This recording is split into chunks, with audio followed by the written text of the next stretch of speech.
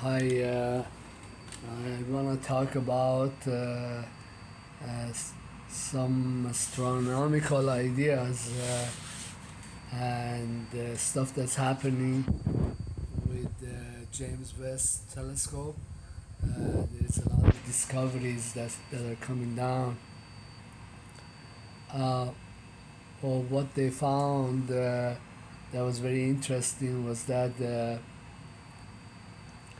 they found a handful of stars that have red shifts that indicate that they are older than the universe. I think there was at least one with a red shift of 20 and uh, about six other ones that had red shifts that indicated that they were pretty close to Big Bang, and they didn't know how could they have formed this fast. Um, it's pretty interesting, but also what's happening in astronomy is that a lot of discoveries are made, but these discoveries uh, they could have never been made without the James West Telescope, which is a pretty advanced space telescope. So they're really device-driven discoveries. They're not really something that the astronomers came up with. I keep stumbling on all this stuff that's really interesting with James West,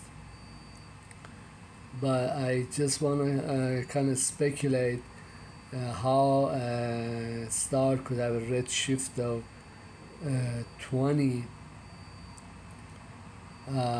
Maybe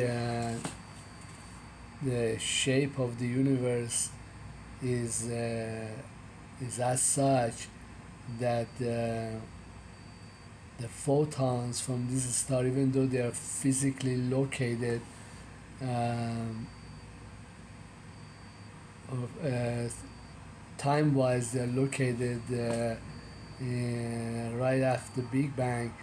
They had to travel in a different topology than the most other stars. Well, I saw some speculative videos on the shape of the universe. Some were speculating that it might look like a Klein bottle or a torus or I think probably more like a super sphere.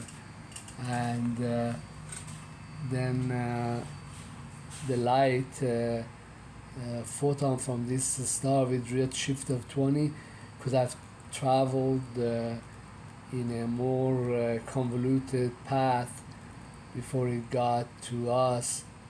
Um, there is also a theory that a lot of the older stars that we see, they're really light that has traveled around, and there is another star that's the it's like the light went from my forehead and went all the way around the earth and came back and hit me in the back of the head.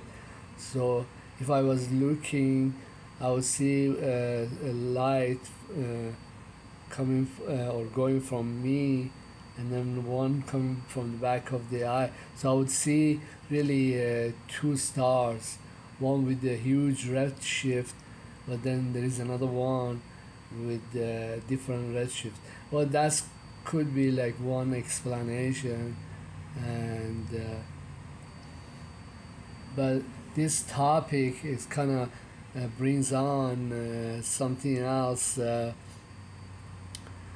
that once something is discovered with a device or say technology uh, falls into the hands of the humans from the aliens, like from UFOs. Uh, well, it's like you are confronted with an evolution or an event or scientific device or something that has already happened. Just like James Webb telescope discovered the star with a redshift of 20. Well, if most astronomers wouldn't have even looked for such a redshift, but James Webb was already made and already stumbled on this discovery. Just like uh, a technology developed by gray aliens falls into the hands of the humans. I think a lot of the technology that we have uh, past the Nazi era is really wasn't invented by humans. It was at most imitated by looking at these crashed UFOs. Well, one that was very interesting and it shows up in the sci-fi is the Stargate technology. Well, if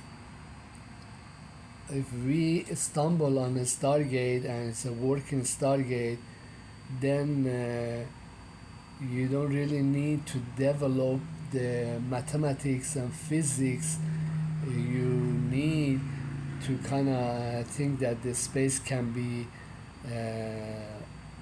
bored through. Like you could go from one point of the universe to another through make a tunnel, time or space tunnel.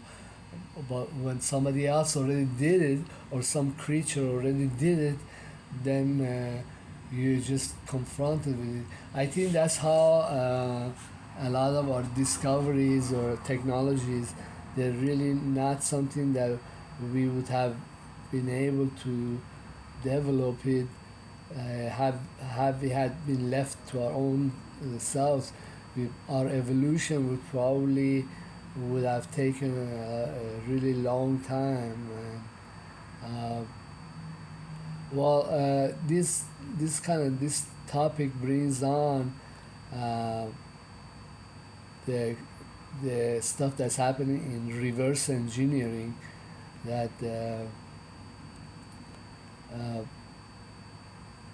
for example, when the Russians in Ukraine collected a lot of the weapons that the Americans had left behind or the Ukrainian army had abandoned, they shipped them to Iran because Iran had gotten into the practice of reverse engineering. Uh, and they're making great weapons and uh, even better than the original javelins or original Stinger missiles. And just the whole concept or the whole thing is very interesting, is that usually people think, hey, a scientist would come up with the math and physics of a device or something, and then later on physicists or engineers will build it. But actually, in reality, things are working backward. Somebody or something made it, and we are reverse engineering things that already are there. Well, I'm sorry, my diabetes is calling upon me. Let me see if this soda will help me. 1 second.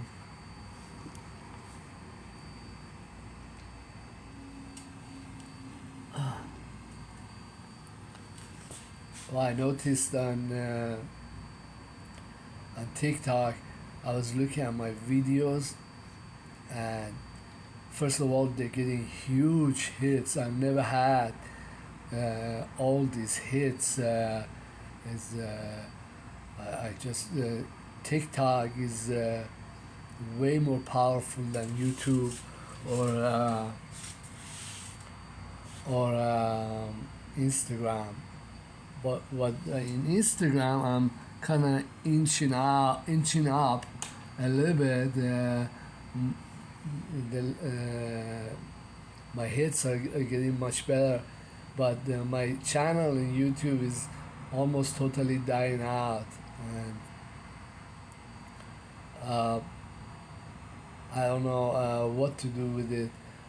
These are the same videos, and over here they are doing fantastic. Well, but on TikTok, I noticed that the videos were clipped at the end. Uh, Missing, I think it goes all the way to 15 minutes and then it clips. So if you saw a video and it was a very interesting topic and you wonder what happened, or you have to go look at that video in YouTube, the rest of it in YouTube or in Instagram, because Instagram doesn't clip it doesn't have limit. I don't know how to fix that, but I find TikTok it's just phenomenal, uh, phenomenal in comparison. Uh, Also on TikTok, I see all these clips and videos that I would never find on YouTube or mainstream media. A lot of alien footage, war footage from Ukraine war. A lot of stuff that they don't show around. I think it's very powerful. I'm acquiring a lot of followers. I'm getting to be close to 500. Another 500, and I could have my own live show. I don't know, probably talk about pretty much the same kind of stuff. Uh, but on the Instagram, I'm starting to get auditions. I got 3, 4 auditions, and one that might hire me, uh, print modeling, and I think it's going to get much more later on. Uh, Instagram has some power. TikTok doesn't have that kind of approach. But once I go live, I don't know what will happen. Well, when I first started TikTok, I got careless. It kind of restricts me in messaging because I supposedly not following their moral code. I wouldn't, if I followed the moral code, I wouldn't be really a guy because all these women are on TikTok, really pretty. I don't know how we're gonna progress in that department. But on Instagram, I'm finding a lot of women, very pretty women. Oh, this is really nice because my my marriages, both marriages were failures, and I am looking.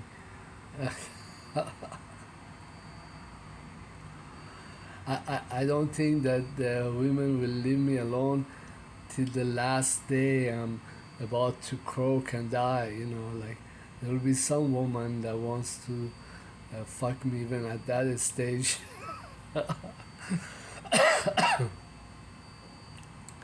Thank you very much for being my YouTube, Instagram, and TikTok. I have a lot more hopes for TikTok. I hope there is other platforms similar to TikTok, but I think TikTok is the best. Well, this topic I'm gonna kind of pursue it, and we'll see.